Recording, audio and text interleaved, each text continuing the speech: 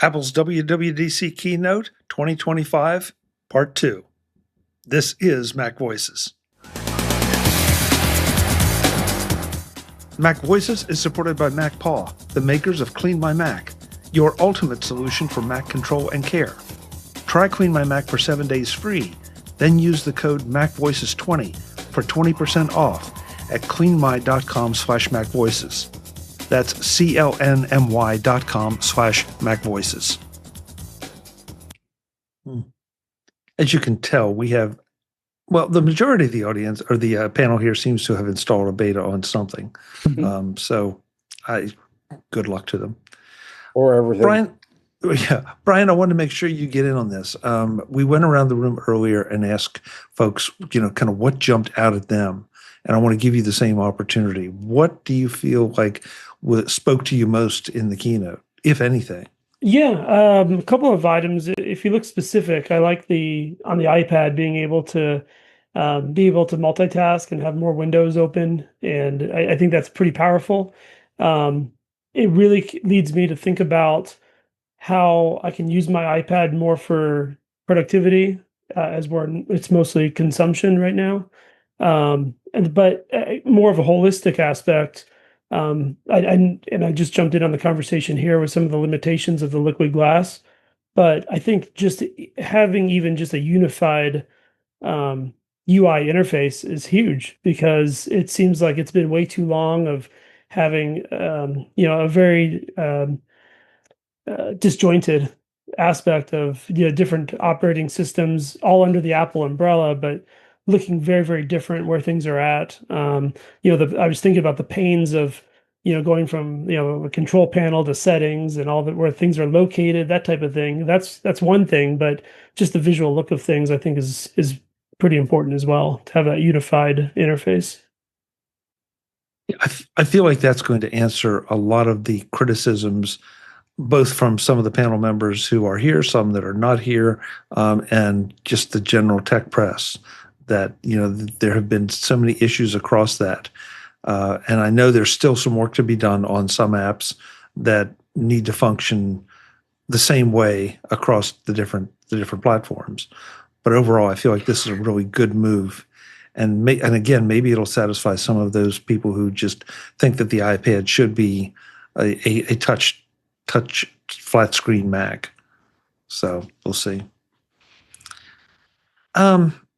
So I'm looking at my notes, and just a couple of things I want to find out what your reaction was. Call screening and hold assist. That's freaking awesome. Yeah. Okay. Marty just gave us a double thumbs up. Jeff said awesome. I think Brittany smiled too. So I'm intrigued. You're intrigued. Okay. So Marty, how about if I give you first shot? Yeah. For me, all those calls I get from strange numbers, now it's like, you got to prove who you are, sucker. I want to know whether I'm picking you up or not. I like it, as opposed to right now when your option is you just don't pick up. Yeah, and then you put report as junk, and who knows if that's going to keep him from coming back. I still keep calling Marty, and he keeps reporting as junk. As he should. Jeff, why did you have such an enthusiastic reaction? Well, unlike many people, my iPhone is used very regularly as a phone. And I know, Ben, good thing you were sitting down when I dropped that truth bomb on everyone. So, I mean, I'm using Haya for the call screening right now. Having something that's even more tightly integrated into the operating system, cool. I think that sounds great. But when they showed off Hold Assist, my first thought was, I have needed this for months now, because I'm in the process of helping my parents move into assisted living, and the amount of time I spend on hold with different agencies, doctors, whatever, getting everything sorted out so all the paperwork that has to be done is done. I mean, I spend so much time just sitting there with my phone on speaker mode so that I can listen for when someone finally picks up. having my phone manage all of that so I can work on other things and then grab the call when someone is back. Yes, please. That to me is one of the killer features in iOS 26. Okay. Okay. Let's see Brian. Yeah, I had a slightly different take, I guess. I'll go on the positive side first. The hold assist I think is fantastic. I think that's a great concept and something that you can use to save yourself a lot of time, be more productive. When we're on hold. But with regards to the call screening, I'm just worried and paranoid about something. But it's the aspect of, are you then confirming that that is a good phone number? So if you have a spammer that's spamming out hundreds, thousands of numbers, belting out those calls like crazy to anybody trying to get a real person, a real human available, is by doing the call screening something that perhaps validates that you are a real phone number, that you're a valid phone number, and thus causing maybe more repeat business from that individual, and whether or not they call from that. We know that most of these telemarketers don't call from the same number. So marking it as junk sometimes isn't as useful when it's somebody who doesn't care about the law and just skirts around and chooses different numbers to call from anyways. There was a call that came in last week. Now that I think about it, it was last week already. And I made the mistake of picking it up, and it was a legitimate business inquiry from someone that I really didn't care about. But it is someone it was a company that had made the effort to find me and find out what I did, and they wanted to sell me their service. So that to me is a different class of spam than some of the stuff that I get, but it's still spam. And I love the idea now that, to Marty's point, somebody's going to have to prove who they are and why I want to talk to them, instead of leaving me a message. And maybe the effect will be the same. I don't know. I want to see it in action. But I love these two things. Britt, you had your comment about in our private chat, and I love this. The immediate thing that occurred to me was a huge pet peeve of my dad's. I mean, he's been retired for years, and it still rankles him to think about it. He was a physician before he retired, and he'd get a call from another doctor's office, and the person would be, assistant or somebody saying, "Hey, please hold for the other doctor." He's like, "You called me to ask for something, and now you just expect me to wait around until the other person shows up?" Like, he found it really rude. And that was the first thing that occurred to me. I know it'll usually be used on call centers and that they will probably come up with their own thing, but that was the first thing that occurred to me was, yeah, I think it is going to be interesting to see how the establishment reacts to this. Because I've had exactly the same thing, Brett. They call me and say, "Oh, we just hold until the doctor's available, the representative is available, or whatever." And so I think it's going to be interesting to see how do they push back? Do they disconnect? Do they warn you that if you are using an automated attendant that you will be disconnected? That's going to sounds like the them problem. Mm-hmm. Or would they deal with it in like a now their person doesn't come on right away, they like have a delay? I don't know. Yeah, and Jeff, I agree with you. It's a them problem, but it might become an us and them problem.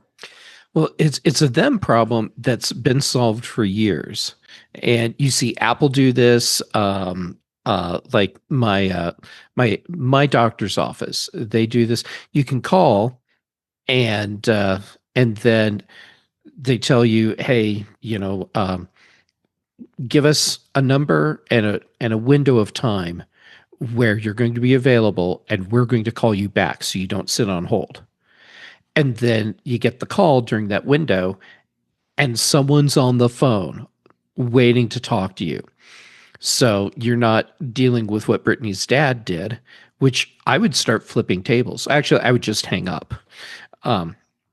Because if calling me to put me on hold is something that they feel is an appropriate use of my time, they don't value my time. So they don't get to have my time. I'm not going to donate that to them. But give me a time frame, you'll call me back. Great, I'll hang up. And when you call back, neither of us are on hold, and away we go. Much better experience. Jeff, I agree with everything you said, but it's right now it's like the medical situation, the medical profession out there. You are on their time. If you go to the doctor's office, you're on their time. If you go to the hospital, you're on their time. You aren't on yours. The hospital, okay, maybe there are good reasons because of triaging things or people that are in worse shape than you are. But the rest of it, it's just click, click, click, keep the money coming in. And so I hope that somehow what you talked about would be the case. We'll see. We can live in hope. Yeah. Today's Mac Voices is supported by Clean My Mac, your ultimate solution for Mac control and care. Try Clean My Mac for 7 days free, then use the code MacVoices20 for 20% off at cleanmy.com/MacVoices. Do you spend more time working on your Mac than anything else in your day? Then your Mac just isn't a tool. It's your workspace, your assistant, and your creative partner. So why let it get cluttered, slow, or bogged down by system junk and outdated files? That's where Clean My Mac from MacPaw can help. Clean My Mac is like giving you and your Mac a deep breath and a fresh start. It clears out system gunk, frees up RAM, deletes hidden junk you didn't know was slowing you down, and even helps you detect large or duplicate files eating up space. But Clean My Mac isn't just cleanup, it's smart care. The built-in menu bar monitor gives you real-time stats on CPU load, memory usage, battery health, and more. And the new Moonlock engine keeps malware and unwanted software out of your workflow. If your Mac is where you spend your time, make sure it runs like new every single day. Try Clean My Mac for free for 7 days at cleanmy.com/MacVoices and use the code MacVoices20 to save 20%. That's clnmy.com/MacVoices. Clean My Mac, your Mac's personal maintenance plan. Thanks to Clean My Mac for supporting Mac Voices. Well, sort of along these same lines, the messages spam handling now. I mean, they connected in my head because it's like, okay, Apple is really trying to take some things that are annoying in 2025 to most of us, if not all of us, and do something about them from a technology standpoint. And I kind of like that. I think that really is adding value, hence my agreement with Ben on the 10 out of 10 comment. Marty, are you plagued by a lot of messages you don't want?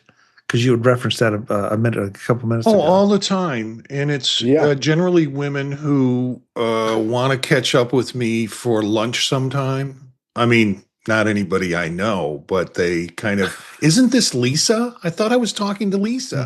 How did I get Lisa's number? Or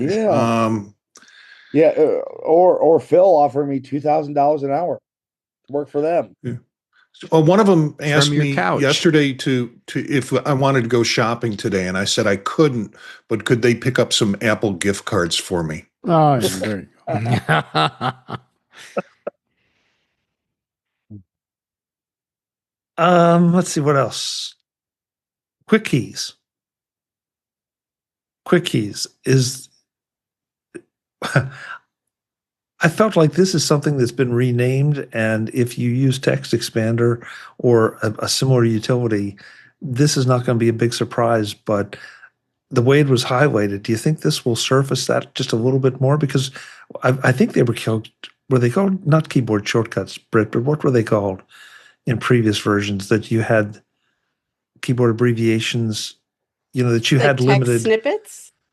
Text snippets. Thank you. I couldn't. Yes. Keyboard. Yeah. Those guys. Yeah, and so now they're going to be called quick keys. That's I thought that was a different thing than being able to set up your snippets. Because the snippets thing I thought was more like what you get with Text Expander or TextBlaze, tools like that. I mean, it's nowhere near as sophisticated, this is like little keyboard shortcuts, like 2-letter things that that are fast ways of issuing a command to your computer. As opposed to you type an abbreviation and it expands out into something else. Oh, maybe I misinterpreted it, Jeff. Yeah, because I didn't know what you were talking about, Chuck. Oh, I'm sorry. Yeah, no. I mean, I Brittany, didn't. I know what sounded feature smarter you're talking than either about, of us. Yeah, but I didn't know. But I didn't know how it related to the thing. But now I think I'm remembering what you were talking. Like they had a thing where you could have something you type and it would do another thing, which is different than the existing feature. Yeah, right. And Brian in our private chat said, "Isn't that just part of Spotlight search?"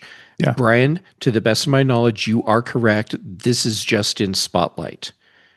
Right. That's that. I just looked that up, and that was the case. That was the big thing that they really stress is how much more powerful Spotlight really is, and this in itself is pretty phenomenal, honestly.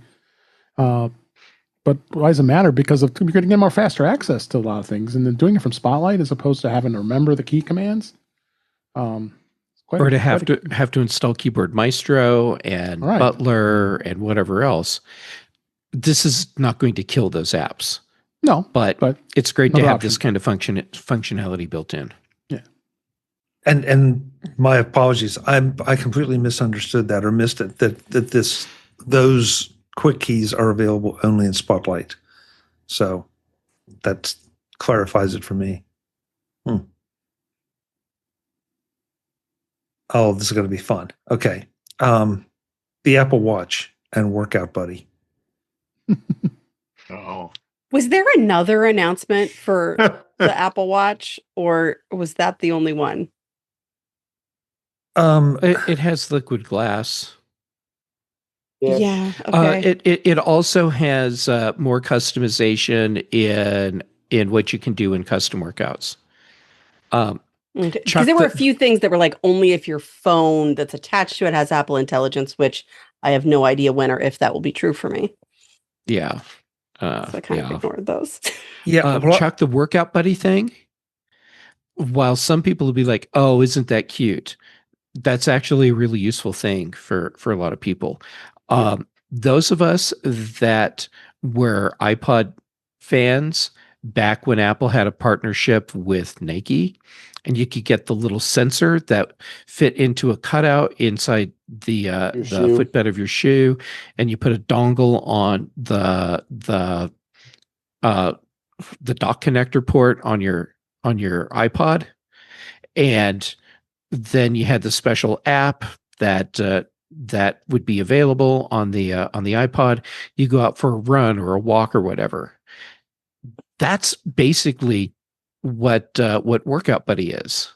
It keeps track of all that data, and then there's a voice in your ear that tells you when you started your workout, when you've hit certain milestones in the workout, then gives you the summary of your workout activity, and then offers you some sort of positive feedback.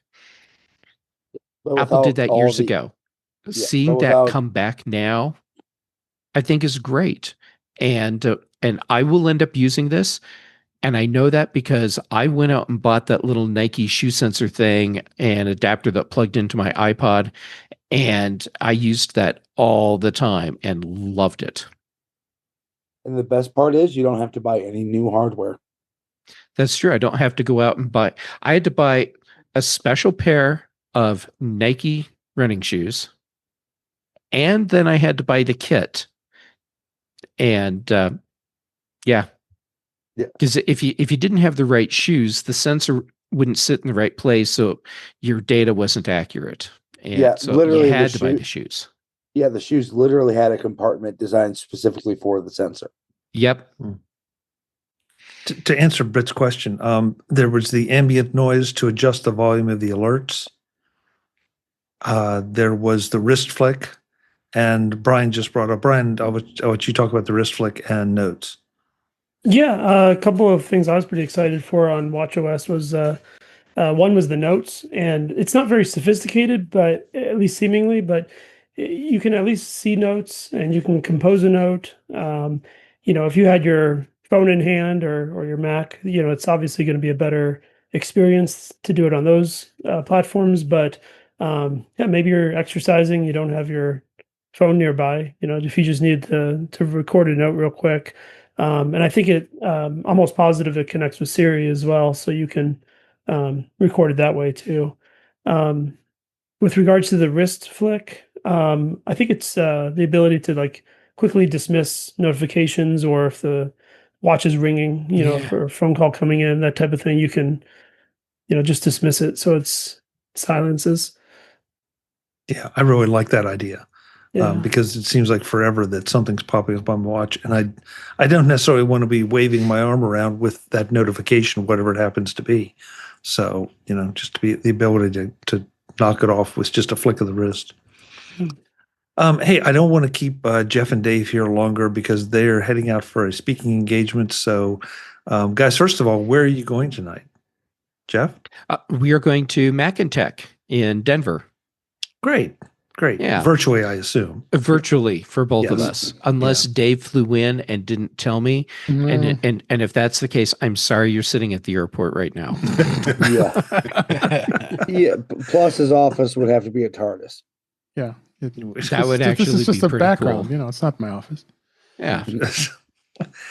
Well, guys, thank you so much for being here and being at least part of the first 2/3 of the show.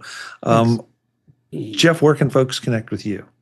I'll keep it short tonight. Jake Gamet on all the social medias, Mastodon, Blue Sky, and PixelFed mostly, and then I'll pick just a couple shows. Since Dave is here, In Touch with iOS, Dave show on Thursdays, and Patrice Brendermore and I do Retro Rewatch. How's that for a short version? That's perfect. Thanks so much. Yeah. Dave, where can folks connect with you? I think Jeff just told one of your places. As he said, In Touch with iOS at intouchwithios.com. I'm on the social media at Blue Sky and Mastodon at Dave G65 and other shows. I'll call one show out, Vision Profiles. We had a great time yesterday with Marty and Eric and Daniel. So and that we had a lot of fun. Great. Well, guys, please tell Mac and Tech we said hello, and we'll see you next week. Thanks. All right. Well, Take bye, care. everyone. Bye. Okay, now that they're gone, we can talk. We can talk about that. Yeah. Yes. Jeez. What kind of crazy? No, never mind. Marty, you had something. Yeah. For me, the wrist, a couple of things. The wrist flick gesture is about now when those things come up, you have to move a finger over and get rid of them in order to get back to your watch face. And that just makes it so much easier to have that gesture. One of the things I wanted to say earlier on, and it becomes more apparent as we talk about these things like Workout Buddy, for example. Workout Buddy is using context of information that's on your watch. It's in your Apple ecosystem. It's not going out to ChatGPT to get that information. So this is the integration, kind of the contextual integration of AI that people have been asking for. And it also stays within Apple's privacy issues because it's material that's already in your, locked into your iCloud or locked into your device, and it's being used to provide a new service that integrates that information together. So I think, although they mentioned Apple Intelligence a lot, I think some of these new things that are coming out really integrate that on the device level. And Workout Buddy's one of them. Smart Stack Hints, where you have location-aware widgets that you're at. The thing about maps and the idea that it'll show you common routes that you take. All of that is based on your context information and it's being sorted out and worked through on your device without going out. And the idea that you make a really interesting point that, you had to reach over and touch something. And boy, that sounds like a huge effort, right? To do it. But it's just one of those things that now you won't have to do that anymore. So it's just one more little evolution of things that makes life just a little easier. I really like that idea. Ben, I'm so glad you were here tonight. I didn't know you were coming, so I was going to sort of skip over this one, but you're sort of our game guy when you're here. Thoughts on the Games app? I have to admit, I was kind of surprised at this. I thought sure there had to be something like this, and I was just ignoring it because I don't do games. Big deal, little deal? Are you impressed by it? Game Center is an app again. That's basically the gist of it. It's not a game store. It's barely a launcher. It's basically an easy way you can find all the Game Center stuff that is now buried deep in the settings. Okay. Okay. Yeah. I mean, they didn't spend a huge amount of time on it, and they did bring up Sneaky Sasquatch, or show it on the screen, excuse me, which I know had to delight Eric. Yeah. I was happy. Yeah, I knew you would be. Wait, are you a Sasquatch guy? Oh, okay. It's a fun game. Cool. Yeah, you missed that whole conversation on a previous episode where Eric advocated heavily for the Sasquatch. I thought Ben would have been a little more excited about the game app. I'll tell you, since I wished I was.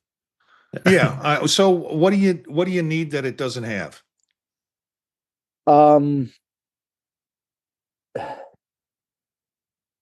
It's not all that great of a launcher.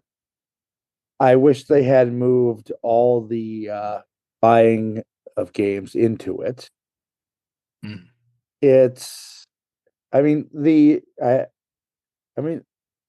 say the updates and all that, and basically app news or game news, that's pretty nice.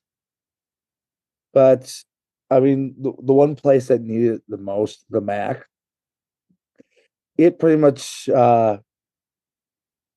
treats anything that is on your computer and not from the Mac App Store as not existing. Yeah. It just reminded me of all the games that I played like for 10 minutes and then stopped. Yeah, it's more or less the Apple Arcade app with a little bit more. You can't. It's more for the Apple Arcade people who are within this Apple games ecosystem. Hardcore gamers, yeah, they haven't forgotten Steam exists. So Ben, I know you have the betas installed. So has Apple Arcade gone away in favor of this, or is it just a supplemental thing? It's a supplemental thing. Basically, if you have to install anything from like Arcade or buy a new game, right back to the App Store. Okay. I mean, we had seen just a couple of days ago where Microsoft introduced their new launcher that basically turns like any Windows handheld into a Steam Deck, where it take away all the it took away all the overhead. It gave you great access to those games that you got in the Windows Store, but also integrated the other game stores. And it just, what Apple released, it's fine, but it kind of felt like a letdown from all the rumor hype. Okay. Brian, you want to comment on the game system? Sure. I think of it as like push and pull factors. I think what Apple introduced with iOS 26 and the various iterations otherwise on the other platforms, I think is a great move in the right direction. I think they're making good headway at making it. I think there's aspects related to the games that they mentioned, such as seeing how your friends are playing, kind of setting up little competitions and things of that nature. I think they're moving in the right direction because I think if you can involve more people in your friend circle, people you communicate with, and that type of thing, I think it'll create more of a buy-in. I think if friends are doing it, you're doing it, you want to compete with your friends, I think that feeds itself and will bring on more interaction and more time that you're invested in playing. But I think and it's probably just more of a me thing to pull me away from what I'm already doing.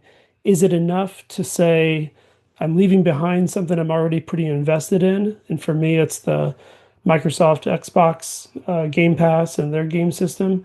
Is it enough to pull me away from that to do something else? And for me, the answer is no. And it's just maybe just more ingrained in what I've been doing for a long time, but it just doesn't pull me in that same way. It doesn't. Although, like I said, it does look nice. It's moving in the right direction. Yeah, yeah. It's more sneaky Sasquatch, less AAA.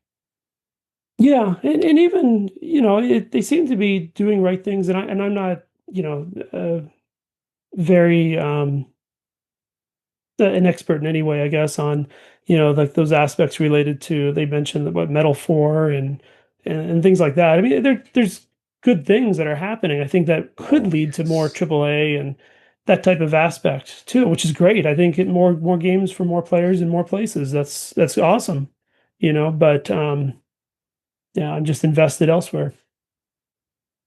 Eric, I wanted to give you sort of the last word on this because we were teasing you about Sneaky Sasquatch, but I have the impression you do a little more gaming than you admit to.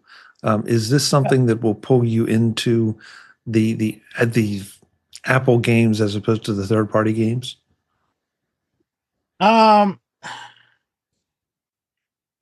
the most part, most of the games I play are Apple Arcade. The only reason I play games is because I'm impatient. So if I start something on the computer that requires me to sit and wait for it to actually happen and not reboot and have to do a lot more work, I play Solitaire, Sneaky Sasquatch. That there's like 10 or 15 different games. The only thing this might do is it might make it easier to try to pick a different game to play out of a set of 5 or 6 that I normally pick without having to go searching all over the computer or all over the phone or iPad or whatever to try and figure out what was I playing and where is it. So okay. I'm not at all a serious gamer. Well, but that may be just what you're the kind of person this may be for. That it's, okay. The impatient user who just wants to kill a little time doing something comparatively simple to some of the third-party, oh my God, games. So, Britt, you wanted to talk about automations for shortcuts. I remembered that there was a feature I was excited about because, again, I was in jury duty and half the time I was listening for my name. So the automations, like, okay, this one's finally you can do automations with shortcuts on the Mac, which means something that runs on its own in the background, which is weird because the Mac's always been better at that, but whatever. But they include things like what's on a file. I don't know now that files have improved in at least iPadOS, if that will now be available there as well. I haven't looked into it, but the idea that you could do this. And yes, people were discussing, like, is this a Hazel killer? And of course it's not, because Hazel is very, very complicated. And this is not going to be as complicated. But for some simple uses, it's possible it could do it instead. But anyway, like, just that there are some automations you can run and that they have more possibilities than they could have had before. And that always makes me very excited. Yeah, I thought about you when I saw this because knowing you're a shortcuts person. Me? I'm so flattered you thought of me. Yeah, you have a reputation, Brett. Visit MacVoices.com for show notes and to connect with Chuck on social media. Get involved in our Facebook group or like our Facebook page, and get more out of your Apple tech with MacVoices Magazine, free on Flipboard and on the web. And if you find value in it all, consider supporting us through either our Patreon campaign at patreon.com/MacVoices, or by making a one-time donation via the PayPal link on our front page and in the show notes of each episode. You will join these fine people who help bring you Mac Voices.